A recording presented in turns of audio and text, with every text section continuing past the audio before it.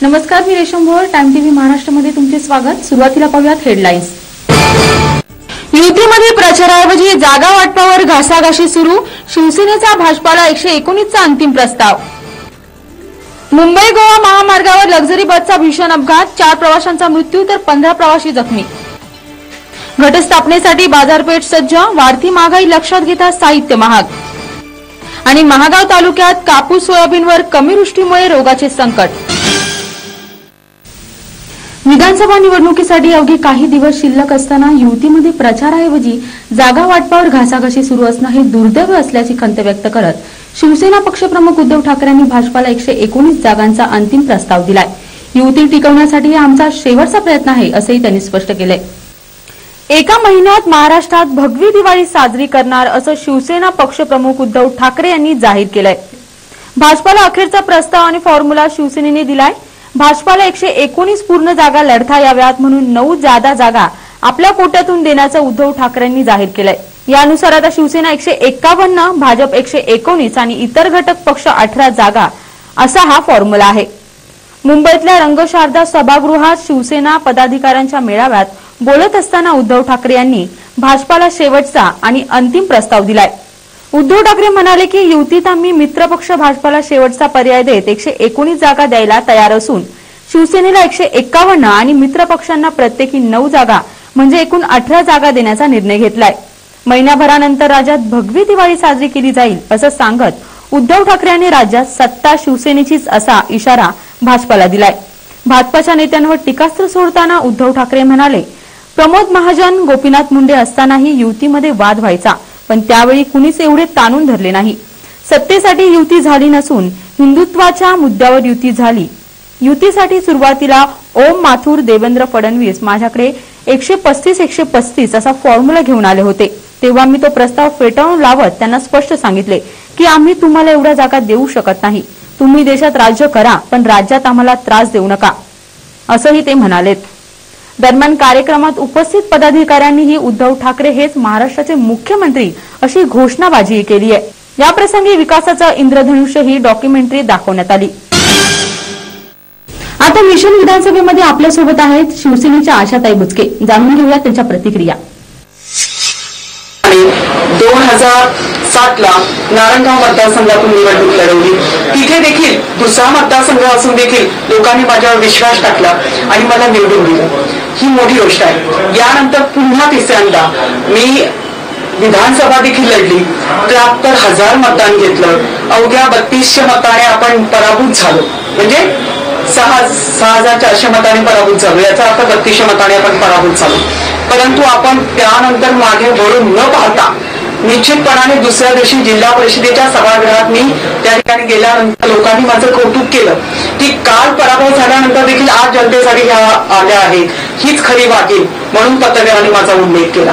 आणि त्यानंतर मी मागे वळून अजिबात पाहिलं नाही. म्हटलं घरावर खुर्ची पत्र ठेवेल, पण माझ्या 73,000 लोकांनी जो माझ्यावर विश्वास दाखवला त्यांचं पाठे राखणी करणं माझी कर्तव्य आहे, जबाबदारी आहे. आणि म्हणून विरोधकांनी त्यांना त्रास देऊ नये यासाठी अहोरात्र कष्ट केले.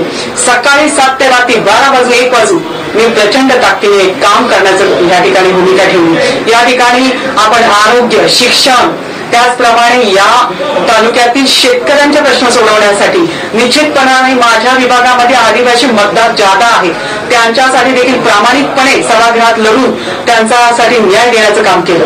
त्याचबरोबर या ठिकाणी दलित माझ्याकडे जे आहेत किंवा मुस्लिम समाज आहे यांच्यासाठी देखील मी लढा दिलेला आहे आणि त्यांना देखील न्याय देण्याचं काम गेली 13 वर्ष त्या सभागृहात मी करत आहे. आणि मला एकच समाधान आहे की माझ्या जुन्नर तालुक्यातली जनता, नव्हे तर पुणे जिल्ह्यातली जनता देखील माझ्यावर प्रेम करते आहे, माझ्यावर विश्वास दाखवते आहे. आज कुठल्याही बारामतीत जर एखादी घटना घडली तर तिथला व्यक्ती सुद्धा न्याय हक्कासाठी माझ्याकडे येतो. आणि म्हणून प्रत्येक क्षेत्रात आपण काम केलेलं आहे. त्या सभागृहामध्ये प्रत्येक क्षेत्रातील कामामध्ये कशा प्रकारच्या वेगळ्या पद्धतीने बदल झाला पाहिजे याच्यासाठी न्याय देण्याचं काम केलेलं आहे. मग शिक्षण असेल, आरोग्य आरोग्य असेल, या ठिकाणी शेतकरी बांधव असतील, महिला असतील, बालक असतील, या सगळ्यांना न्याय देण्याचं काम या जिल्ह्यामध्ये प्रामाणिकपणे बाळासाहेब ठाकरे ज्यांची भूमिका होती की माझा शिवसैनिक, ज्याने 4 अक्षराने ज्याला एक वेगळी आपल्याला एक न्याय मिळतो, एक वेगळी दिशा मिळते आणि त्या 4 अक्षराला न्याय देण्याचं काम निश्चितपणाने बाळासाहेब ठाकरे यांची अनुयायी म्हणून त्यांनी दिलेला वसा हातात घेऊन निघाली आहे आणि तो वसा निश्चितपणाने प्रामाणिकपणे या जिल्ह्यामध्ये मी सिद्ध करण्याचं काम केलेलं आहे. याचा मला सार्थ अभिमान आहे. या ठिकाणी आपण आलात, आपण माझी भूमिका समजून घेतली.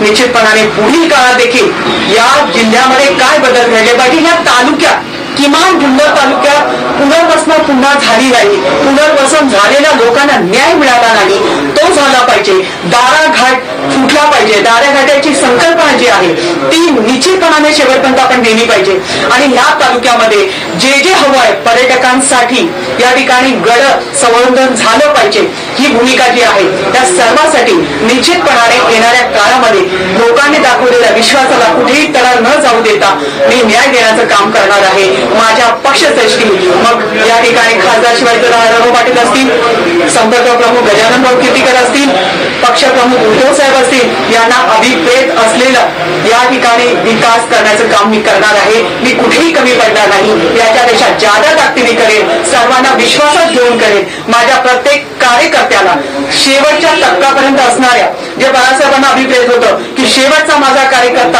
आणि त्याच्यापर्यंत पोहोचलं पाहिजे, शेवटचा माणूस जो खऱ्या अर्थाने पीडित आहे त्याच्यापर्यंत पोहोचलं पाहिजे, ते सर्व करण्याचं काम मी या तालुक्यात करणार आहे.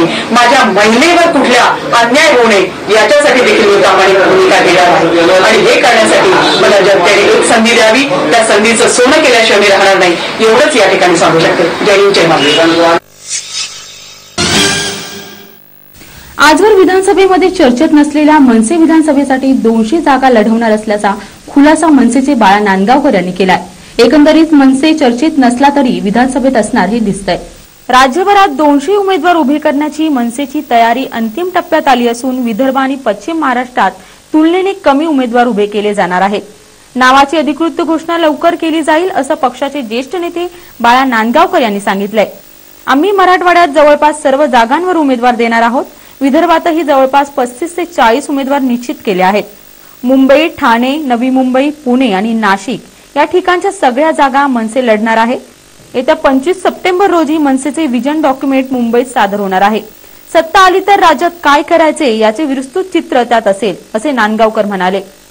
दरम्यान भाजप, सेना आणि दोन्ही काँग्रेस यांचं काय होतं त्यानुसार कोणासोबत जायचं, किती जागा कोणासाठी सोडवायच्या याचं गणित सध्या मनसेत चालू आहे.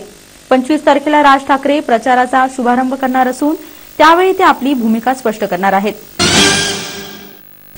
मुंबई गोवा महामार्गावर रत्नागिरीजवळ लक्झरी बसचा भीषण अपघात झाला. या अपघातात 4 प्रवाशांचा मृत्यू झाला असून 15 प्रवासी जखमी झालेत. जखमींवर स्थानिक रुग्णालयात उपचार चालू आहेत. मुंबई गोवा महामार्गावर रत्नागिरीजवळ लक्झरी बसचा भीषण अपघात झाला. शनिवारी रात्री मुंबईतील परळ येथून खासगी लक्झरी बस लाजाच्या दिशेने रवाना झाली.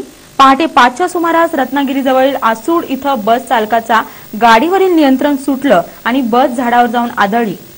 या अपघातात मुंबईतील एक तर लाजा आणि राजापूर इथल्या 2 प्रवाशांचा मृत्यू झालाय.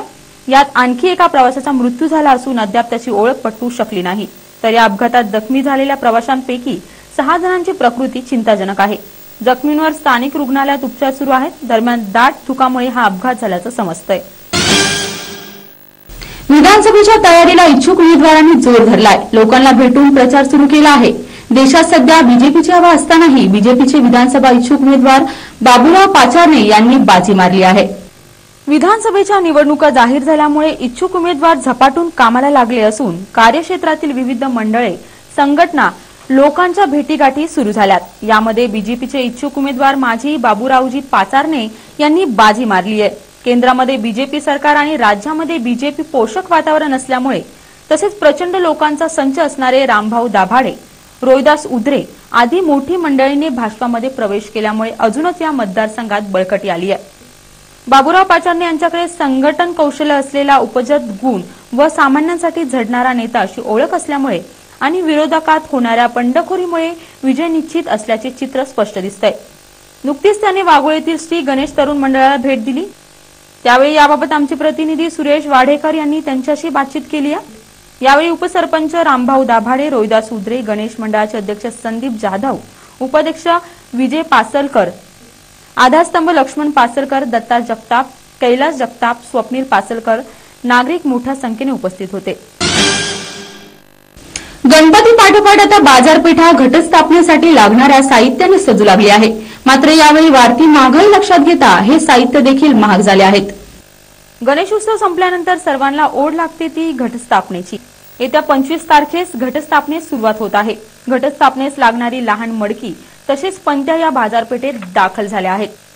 सदर वस्तू तयार करण्याकामी जुने धुळे येथे कुंभार समाजाचे पारंपरिक व्यवसाय आहेत। त्यांनी सदर मडकी व पंत्या यावर शेवटचा हात मारून माल विक्रीसाठी बाजारपेठेत उपलब्ध केलाय। गरबा, दांडिया या नृत्यांसाठी मंडळातर्फे मैदाने तसेच मंडप तयारीला वेग लागला आहे। सदर 10 दिवसात धुळ्याचे आराध्य दैवत एकविरा देवी येथे भाविकांची नवस व दर्शनासाठी गर्दी होते। जिजाईच्या वतीने अंध मुलांचे प्रोत्साहन वाढवण्यासाठी अकोल्यामध्ये आज सकाळी अंध मुलांची 300 मीटरची मॅरेथॉन स्पर्धा आयोजित करण्यात आली। त्यामध्ये 50 अंध विद्यार्थ्यांनी सहभाग घेतला। अपंगांनाही त्यांचे गुण दाखवण्याची संधी मिळावी, त्यांनाही सामान्यांसारखे कला क्षेत्रात आपल्या कलागुण दाखवता यावा, यासाठी अकोला जीसीआयने अंध मुलांसाठी अकोल्यातील नेहरू पार्क चौकामध्ये 300 मीटरच्या मॅरेथॉन स्पर्धेचे आयोजन करण्यात आले होते। यात 50 लहान मोठ्या अंध स्पर्धकांनी सहभाग घेतला होता। या स्पर्धेत सहभाग घेतल्यामुळे सर्व अंध विद्यार्थी उत्साहित झाले होते। मॅरेथॉन याच्यासाठी की कारण ह्या अंध विद्यालयांना असं काही स्टेज मिळत नाही, म्हणून आम्हाला असं वाटतं की ज्या घटकांना असं काही प्रोत्साहित करण्याचं आमचं काम ह्या जेसीआयने केलेलं आहे। त्यांच्यासाठी की त्यांना प्रोत्साहित करून त्यांना उत्तेजित करायचं, त्यांना असं वाटायला नको की आमच्यामध्ये काहीतरी कमी आहे म्हणून, तर ती त्यांच्या उत्साहासाठी आम्ही हा प्रोग्राम ठेवलेला आहे। या संस्थेचा आमचा जेसी सप्ताह चालतो, तर हा आमचा त्याच्यातलाच हा कार्यक्रम, आजचा हा शेवटचा कार्यक्रम होता की तो समाजात आम्हाला असं वाटते की जेसीआय ही संस्था सगळीकडे नाव तिचं झालं पाहिजे आणि या संस्थेचं काय कार्य करतं हे लोकांना माहीत पडलं पाहिजे। याच्यासाठी आम्हाला स्पर्धेमध्ये सहभाग मिळाला, त्याबद्दल आम्हाला खूप चांगलं वाटत आहे आणि माझा त्यामध्ये फर्स्ट नंबर आला। एकदमच छान वाटत आहे आणि आम्हाला पुढे पण अशा स्पर्धा होत राहू आणि आम्हाला सहभाग मिळत राहू। आम्ही नक्कीच उत्कृष्ट, याच्यापेक्षा पण उत्कृष्ट कामगिरी करेल अशी इच्छा बाळगतो आम्ही, आणि यामध्ये आम्हाला सहभाग मिळाल्याबद्दल आम्ही आभारी आहोत। धन्यवाद। महागाव तालुक्यात कापूस आणि सोयाबीन बरोबरच फळभाज्यांची लागवड जास्त प्रमाणात करण्यात येते। मात्र यावर्षी या भागात झालेली कमी वृष्टी यामुळे या पिकांना रोगाने ग्रासलंय आणि येथील शेतकरी मोठ्या संकटात सापडलेत। महागाव तालुक्यातील पावसाचं प्रमाण पाहता शेतीतील पिकांचे हाल झाले असून सोयाबीनच्या झाडाला 4 ते 5 शेंगा आणि कापसाला 4 ते 5 बोंडे। एरवी सोयाबीनच्या एका झाडाला सरासरी 200 ते 250 शेंगा यायच्या, तर कापसाला 100 ते 150 बोंड असायची। आज मितीला सोयाबीनवर रोग आल्याने सोयाबीन पिवळे पडून कापायला आल्यागत दिसत असून आळ्यांनीही पानांवर आक्रमण करून पूर्ण पाने कतरल्याचं चित्र दिसत आहे। येथील शेतकऱ्यांनी अक्षरशः आपली गुरेढोरे त्या सोयाबीन असलेल्या शेतीमध्ये चरण्यासाठी सोडले आहेत। अंबोला येथील काही शेतकऱ्यांनी तसे गुरे चरत असल्याचे निवेदन नामदार तहसीलदार पांडे यांच्याकडे दिले आहे। कापसाच्या बाबतीतही असेच आहे। तालुक्यातील शेतकऱ्यासमोर मोठं संकट उभं राहिलं आहे। आता गरज उरली आहे ती फक्त कृषी विभागाने शेतकऱ्यांना मार्गदर्शन देऊन तालुक्यामध्ये एकही शेतकरी आत्महत्या होणार नाही याची, त्यांना दिलासा देण्याची, त्याशिवाय अडचणीत सापडलेल्या या बळीराजाची हिंमत वाढवण्याची आणि त्याच्यासमोर उभ्या राहिलेल्या संकटाला तोंड देण्याची। आता वेळ झाली येथे स्तंभाची, भेटूयात पुढील बातमीपत्रात। तोपर्यंत नमस्कार।